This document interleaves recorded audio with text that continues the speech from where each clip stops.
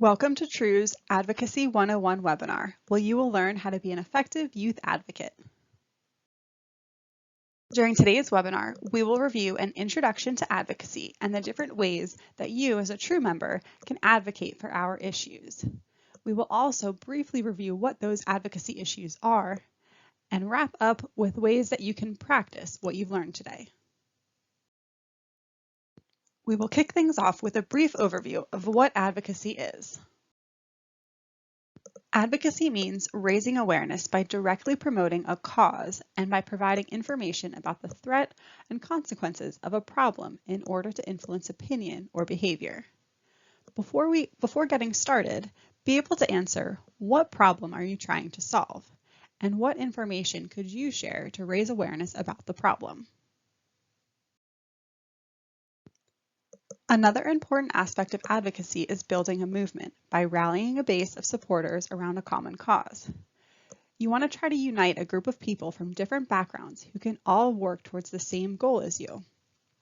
There are a lot of ways to mobilize supporters, including collecting signatures in favor of a proposed policy, organizing a rally, hosting an event for people to share stories of why they are passionate about the cause.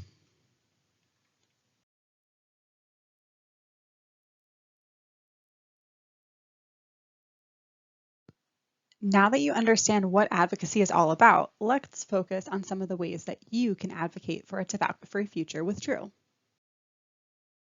The best way to advocate for tobacco control policies is to meet with your local legislator. That includes the Pennsylvania senator and House representative in your district.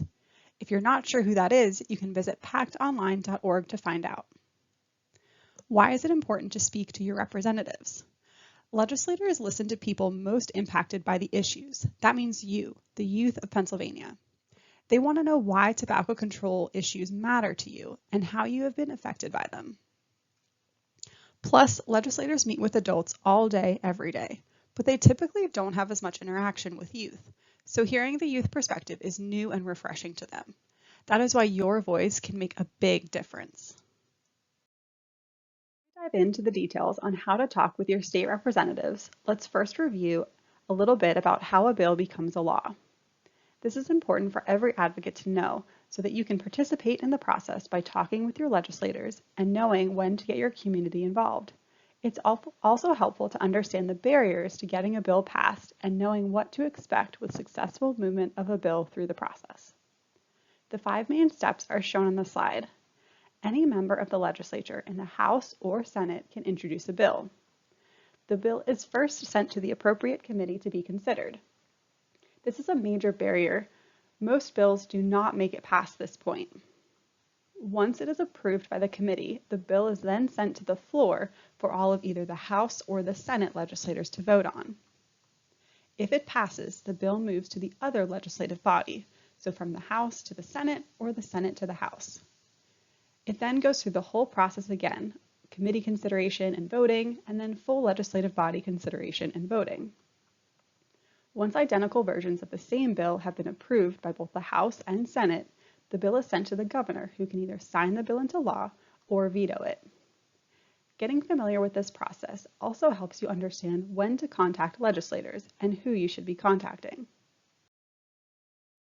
Before meeting with legislators, there is some important prep work for your TRUE group to tackle. This slide shows the steps to help you prepare. It doesn't matter if you're meeting in person or virtually, the preparation is the same. First, your group will want to discuss a few things. Have everyone share a little bit about their background and expertise. Who has met with legislators before? Who has a strong understanding of the issue? Find out if anyone has a personal story that highlights the importance of the issue you are advocating for. This is one of the most important aspects of the meeting, as legislators are always interested in hearing stories from their constituents. You also want to assess each member's individual strengths. Everyone is good at something. For instance, remembering stats and information, being personable and friendly. Once you've assessed members' strengths, assign roles based on who is the most comfortable and best suited for each role. The roles being providing an introduction and the reason for your visit, presenting stats and information about your issues, sharing a personal story, and making the ask. By assigning roles, this takes the pressure off of one person and allows many people to be involved in the conversation. The introduction is the person that introduces the group, explains the reason for the meeting. It typically is someone who is really good at small talk and likes to network. The stats person is comfortable with talking about the facts and data to support your position. They can also be responsible for sharing the takeaway materials at the end of the meeting. A personal story should be shared by someone who has a connection to the policy at hand. If time allows, multiple people can share their stories. If anyone has a connection to the legislator, for example, you went to the same school, this is a great time to mention that connection. Last but certainly not least is the ask. The person making the ask should be comfortable providing a strong closing statement and making the official ask. We'll cover a few examples of asks a little later on when we review true advocacy issues. Once everyone in your group knows what role they're going to take on, it's time to practice. Find someone to act as the legislator, then role play through a few scenarios of how the conversation might go. In one scenario, the legislator might ask challenging questions. In another, they might be really supportive, or they may be against what you are advocating for. It's important to practice how you would respond in each of these cases.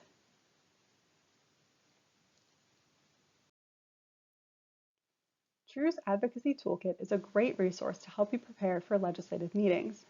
The toolkit contains a bunch of different handouts and videos to help you practice what you want to say, including a worksheet to plan the important points you want to get across, videos showing how the different roles work together during the meeting. You can also find a recording of this webinar. The Advocacy Toolkit is located on the True website under the heading Take Action. On the day of your legislative meeting, there are a few things to keep in mind. When you're in person, remember to arrive at the office 15 minutes early and let the office admin know that you have a scheduled meeting with the legislator or staffer. If you're meeting with the legislator virtually, plan to join the meeting early so you can get started as soon as the legislator joins. Be sure to have your materials ready to share with the legislator after the meeting. For in-person, that means having printed copies on hand to leave behind. For virtual meetings, that means having digital copies ready to include in a thank you email afterwards. Make sure you introduce your group and the reason for your meeting. You'll also want to review the stats and important information to support your position. And of course, share your personal story that's related to the issue. Again, legislators are most interested in hearing how people have been affected and impacted by an issue, so the personal story is one of the most important parts of the conversation. And of course, you always want to wrap up by making the ask. During the meeting, everyone should follow their role and share the information that you had practiced. After making the ask, be sure to thank the legislator for their time. Now let's take a look at some frequently asked questions about legislative meetings. Often a legislator will be unable to meet with you or only agree to a very short meeting. Remember that it's more than okay to meet with one of their staffers. If a legislator is unavailable, ask if a staff member is able to meet with you instead. That staffer will relay all of the information from the meeting afterwards. Even if you are only able to get a 5-minute meeting, that is more than enough time to quickly summarize an issue and make the ask. Sometimes a legislator will cancel a meeting at the last minute. If that happens, try rescheduling instead of just sharing the takeaways. The takeaways on their own are not as impactful or as informative as an in-person or virtual meeting. If your meeting starts to veer off topic, politely redirect the conversation back to the talking points. For instance, you could say, I could talk about the great tourist attractions Pennsylvania has to offer all day, but I really need to discuss this important tobacco control issue with you today. If they don't give you a straight answer after you make the ask, that's okay. The non-answer happens quite often. Remember to still be courteous and thank them for their time. Legislators have a history of opposing or not supporting public health legislation, but they can be swayed by the facts and personal stories. Never underestimate the power of education. Whether you meet in person or virtually, it is important to always follow up with an email afterwards to thank the legislator for their time and remind them of the issue and its importance. And remember, meeting with legislators is just one way to advocate with True. There are lots of other ways, including using social media. For instance, using the same hashtag, you can create a social media storm and get others interested in the issue as well. Some examples of True's social media campaigns include Save MSA in PA, Clean Air for All, and Day at the Capitol 2023. Create your own campaign and encourage friends and family to help create a virtual storm. Another way for True members to stay involved throughout the year is by participating in tobacco-free holiday events. Many True groups have made their voices heard about MSA funding and other tobacco control issues by hosting tobacco and smoke-free events around these holidays. You can find a list of tobacco-free holidays at the bottom of the True homepage. For a list of activity ideas, check out our True Storm Toolkit. There are also a lot of ways to use other types of media to bring attention to True's issues. For instance, by writing articles in the school newspaper, getting news stations to cover a True storm, or writing letters to an editor or op-eds. Now that you know how to advocate, it's time to decide when you will advocate. One of the best opportunities to make an impact is through our annual Day at the Capitol event. We are so excited to be returning to Harrisburg this year to advocate in person again.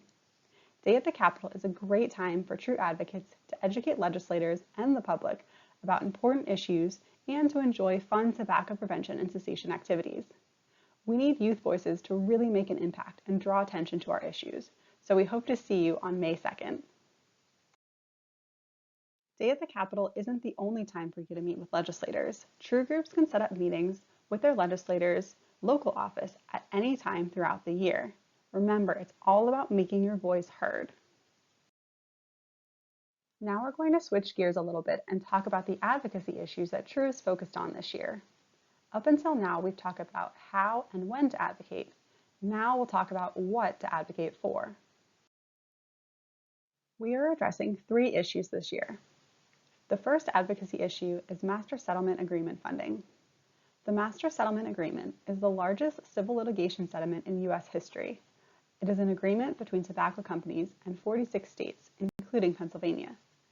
Tobacco companies were forced to pay the states billions of dollars to make up for the billions in taxpayer money that states spent on tobacco-related diseases. Pennsylvania was awarded $11 billion to be paid over the first 25 years of the agreement. That money was meant to be spent on tobacco prevention programs and other public health initiatives. But since 2001, legal rulings and legislation in Pennsylvania have eroded the amount of MSA funding that we receive for tobacco prevention and control programs. Pennsylvania continues to receive millions of dollars in MSA funding each year, but less than 5% is spent on tobacco control programs. Pennsylvania's tobacco control budget remains less than 14% of the recommended level of funding.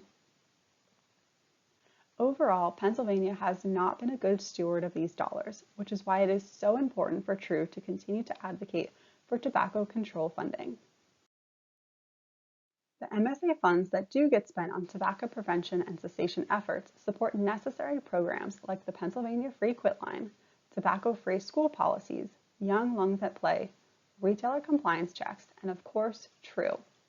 Without MSA funding, we wouldn't have a youth tobacco prevention program like True to educate youth about the dangers of tobacco products, and we wouldn't have exciting events like Day at the Capitol for youth to get involved in. So we need to keep advocating for continued funding. When talking to legislators about MSA funding, be sure to mention why True matters to you. For instance, the benefits and the success of the program that you've seen, and what else you would want to see if there was more funding for things like True. Maybe that means more True groups across the state or bigger activities for you to get involved in. Last year, True advocates helped maintain level funding for the current fiscal year, with 4.3% of MSA dollars being allocated to tobacco control efforts, which amounted to $15.5 million. While we were successful in maintaining level funding for tobacco control programs, $15 million is just a fraction of the $140 million that CDC recommends Pennsylvania spend on these programs. So while level funding is great, an increase in funding is what is actually needed. That is why our MSA ask this year is for PA to increase state funding for comprehensive tobacco prevention and control programs in fiscal year 2024. Visit the MSA page on TRUE's website to learn more and to find resources to help with your advocacy efforts. Our second advocacy issue of focus is clean indoor air policies. Pennsylvania's Clean Indoor Air Act was signed into law in 2008. The act prohibits smoking in public places and workplaces, but there are over 1,300 venues that are still allowed to permit smoking indoors. These venues include bars, casinos, hotels, private clubs, and more. This leaves many non-smokers exposed to harmful carcinogens from second and third-hand smoke. Also, e-cigarettes are not included under Pennsylvania's Clean Indoor Air Act, since they were not on the market when it was enacted. Allowing businesses like bars and casinos to permit smoking and vaping not only impacts the health of non-smoking employees and customers of those businesses, it also impacts these individuals' family members through third-hand emissions. Only by enacting a comprehensive Clean Indoor Air Act that removes exemptions and includes e-cigarettes can we give all Pennsylvanians the protection they deserve. When talking to legislators about clean indoor air, be sure to mention why closing the loopholes in the law is important to you. For instance, maybe you have a loved one that works in a casino that allows smoking. Our Clean Indoor Air Ask is for Pennsylvania to enact comprehensive clean indoor air policies that protect all Pennsylvanians. To learn more and find resources to help with your advocacy efforts, visit the Clean Indoor Air page on the TRUE website. The reason why clean indoor air policies are so important is that being exposed to secondhand smoke and aerosol can trigger asthma attacks. This brings us to our third advocacy issue, stock albuterol inhalers. While TRUE and other organizations work to stop the youth vaping epidemic, we know that many students across PA are exposed to vaping aerosol in school bathrooms and other places on campus. We want to protect any student who may experience an asthma attack at school due to this type of exposure or any asthma trigger. Inhalers containing albuterol medication are used to treat asthma, which is a lung disease that causes wheezing, breathlessness, and coughing. If not treated, asthma can greatly limit a person's quality of life and even become fatal. Asthma attacks can strike at any time, often without any warning. It's even possible for a child to have their first asthma attack at school. So students should always have access to quick relief medicine like albuterol that can quickly stop an asthma attack. Nearly 300,000 children in PA live with asthma. That's more than 1 in 10 kids. Current laws allow kids to carry inhalers at school, but what if the inhaler gets lost or forgotten or it expires? Albuterol is safe, easy to administer, and inexpensive. And TRUE believes that every student in PA should have access to an albuterol inhaler at school if they experience an asthma attack, whether or not it has been prescribed. Our stock inhaler ask is for schools to stock albuterol inhalers to care for students whether a child has been diagnosed with asthma or other respiratory disease. When talking to legislators about stock albuterol, consider sharing stories of the family and friends you have with asthma and how important it is for them to have emergency inhalers on hand at all times. In addition to being knowledgeable about our advocacy issues, it's also important to understand the basics of tobacco products. Legislators may not be familiar with the dangers of e-cigarettes and other tobacco products. If that's the case, you'll want to be able to share some key information with them. Tobacco is an agricultural crop grown all over the world to make tobacco products like cigarettes. A tobacco product is anything that uses a part of the tobacco plant to make a product or substance that is meant for people to consume. There are a lot of different types of tobacco products, but today we will just focus on the two most common, cigarettes and e-cigarettes. The substance in tobacco that you're probably most familiar with is nicotine.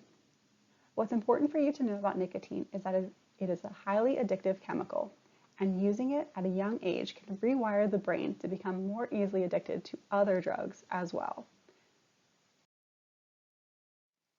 Many of you have probably heard that cigarettes are bad for you, but did you know that cigarettes contain 600 ingredients? And when you burn that cigarette, 7,000 chemicals are created?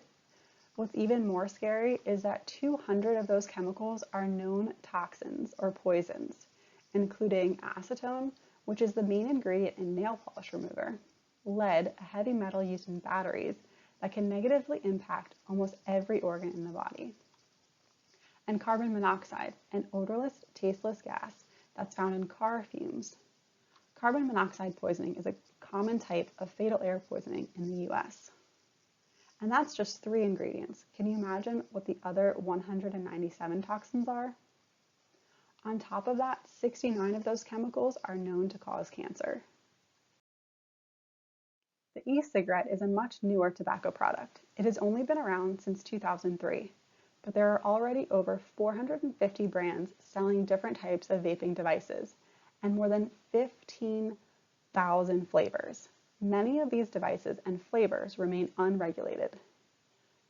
Shown in the top left corner are different types of e-cigarettes, including Juul, Puff Bar, and Soren Drops. It's important to know that none of these devices are safe.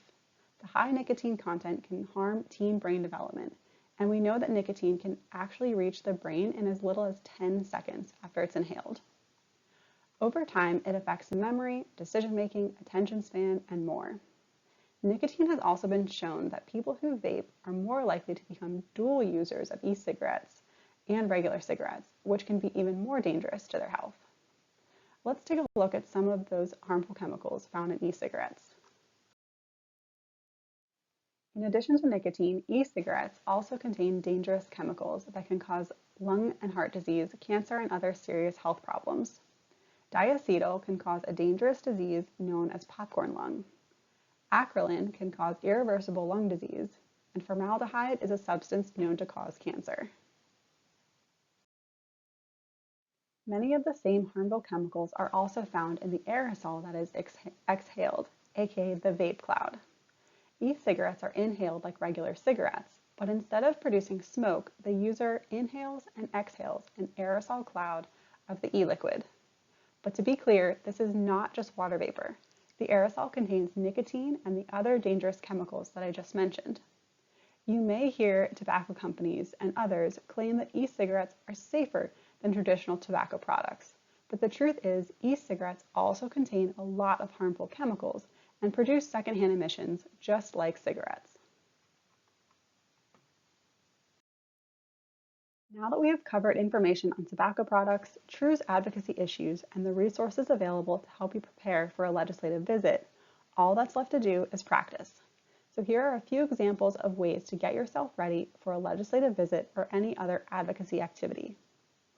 First, you can watch the legislative role-playing videos in True's advocacy toolkit.